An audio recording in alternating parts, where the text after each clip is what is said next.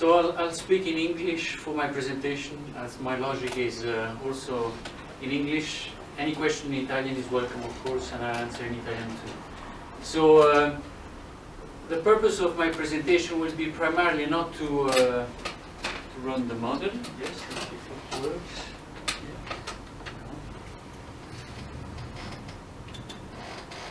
No? What happened? Escape? Okay. So try, please. Yes. Okay. Okay. We're not to go into the logic of the model. The specialists are there, front stage. But to give you the strategic intent and why. And my second objective is to show you that it is simple despite the fact that in reality it's not that simple.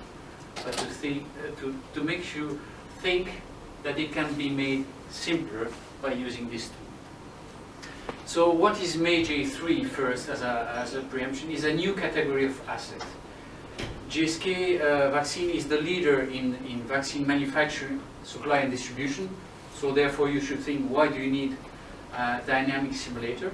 But we are launching, or will launch, a new asset, totally new category, and a totally different market environment.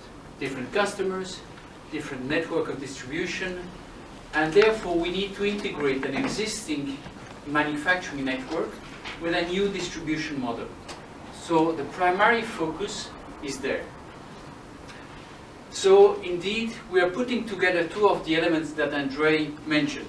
Manufacturing, with its logic, very process-oriented, with a distribution which is not so much process-oriented, but epidemiologically disease-oriented or human behavior-oriented. And it's putting those two elements together that is the novelty in this model. So, what are our needs? As we said, first of all, we need to define a new supply chain. And once it's defined, we need to utilize that model to make sure that we can adapt the parameters, see the impact of those changing parameters on our KPIs. There could be inventory values, cost of goods, working capital, sales. All those elements need to be monitored because our senior management takes those decisions and evaluates our performance based on the indicators, but also run scenarios. Scenarios on steady states, progressive change, or also very abrupt changes. Imagine that in your production something breaks down. Are you capable of supplying for a week, 2 weeks, a month, 2 months? Those are the elements that we want to try to implement. As mentioned, I can be very quick. I could go for a simple Excel, or I could go for a simulation tool. There is a third option that I haven't dare mention, because I think my IT manager would have killed me on the spot, would be to utilize the existing ERP system. We're running SAP, very robust, very powerful, but also very rigid, and it's a production environment, not a simulation environment. So I think we can still say we're running on SAP our operations, but for the simulation and for the modeling, we need something which is flexible, which allows us to see visually whether it works or not, where we can compile our parameters and see what are the changes. So we need something that is user-friendly. And honestly, SAP is not that user-friendly from a simulation perspective. So this is what I've said. Once it's becoming dynamic, that we have a lot of parameters, we need to go for something more powerful than Excel. There is another element that is very important: time. Events are not the same across the time. People get sick. You cannot say this is according to a process. This is not according to statistics. It happens. It is not process-driven. It is, as you said, agent-based. It's the environment that will dictate according to some specific rules that you cannot model. So there is an algorithm, a stochastic effect that needs to be integrated. And therefore, the dynamic simulation model, with all its potential, is the tool to go forward. So, I will remain very simple for the purpose of this presentation, also because of the confidentiality of the information that is beyond. So, apologies if I leave you with some taste of not detailed enough, but it is linked also to the confidentiality of the project we're working on. So we have a huge production module in our work, which is process driven. So the first couple of examples Andre showed were process oriented. Same thing, we have raw materials. They have either infinite or finite capacity. We integrate them in a process where all the sequences of our process are simulated. For the vaccine manufacturing, we have 3 levels that we need to integrate. We have the physical process, we have the physical testing, what we call the QC, the control of the quality of the product, and we have the quality assurance, which is even worse, which is to say the monitoring of the quality of the processes and the environment. And all those 3 need to run in parallel, and each of them are blocking for the following step. So a QC process aligned with process 1 could block the manufacturing process of step 2, and vice versa. So those 3 processes that we could optimally run independently are fully integrated. So those processes will provide us the input for the distribution model, which will supply locally, and there we have a more human model that will dictate the demand and feed back into our model. So this is a schematic, and hopefully Luigi will show you in the model afterwards how it looks like. But we have a lot of policies and constraints that make this process extremely complex.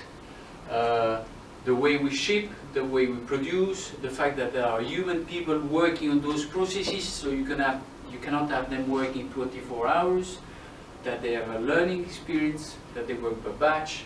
All those elements are integrated in our process. The other complexity in our production is that we work not in a continuous flow of production but by batches. Every time we manufacture a batch, a lot. And this batch needs to be released. So there is a release process which is per batch. So we are not working on a continuous flow where we are changing parameters per batch. You could have a batch failure that could impact the overall supply continuity. And then we have the distribution. For the sake of this model, we've taken a fairly simplistic diagram because it will reflect the potential model of our first market, the US, where we'll have a simple inventory locally that will be replenished by our central warehouse in Europe. They will supply directly to the customer because of the sensitive nature of the product and because our customer is a sick patient. It's an hospital, it's a clinic. So we don't want to have intermediaries. But from a customer preference, they will not place the orders directly to us, but through wholesalers. Why? Because an hospital, when it buys from a wholesalers, our product, syringes, needles, any medical device. So they want to have discounts, they want to have big facilities in placing their orders. So they will accumulate their orders to a wholesaler that will manage that. So we'll work that through backlogs. Why? Because we won't have simultaneous ordering and order receipt processes. Probably you will say, I'm receiving my orders before 3 p.m. and I'm supplying them to my vendor by 5 p.m. So there are small backlogs that need to be integrated. So all those elements put together make that the logical behavior is fairly simple. The complexity comes when we enter deep into the model and look at what are the assumptions. There you start to have a list of assumptions. I can receive the order by that time. My warehouse is open from 3 to 5. Don't ship on Thursday or on Friday because on Saturday I'm closed. And you take lead times. My express courier doesn't supply when it's freezing. And you put those parameters inside the model so that you can react on the exact lead times. We have distributors, their input. So as you mentioned, there is a huge database behind that. We have physical location of our distribution centers, of our wholesalers, of the key customers. We have approximately 600 customers modeled for the US. Those are primary centers for administration of this novel drug. And we have all the parameters associated with each of those distribution centers. So the complexity was really to match those two models in a single model. So what we put in place is also service levels. So we know that the purpose of this model is not to say, I'm comfortable because I know it's going to be running. This model is supporting a business incentive. The business incentive is our selling proposition. Today, this novel drug needs to be supplied to customer within 24 hours. And we want to be 100% reliable. How can we manage that? By looking at a model that simulates the steady state, but also simulated the impact of disruptions. Because part of this element will be very important. We are defining a steady state simulation, and that's what Luigi will run in his first model. Then we'll create some change. That change could be a production change, a distribution change, but also a regulatory change. So I've tried to be as condensed as possible to allow Luigi to run the model, because this is what I've been working for the past months. So Luigi, I'm giving you the hand. Thank you very much. Anyway, of course you can comment it as well. And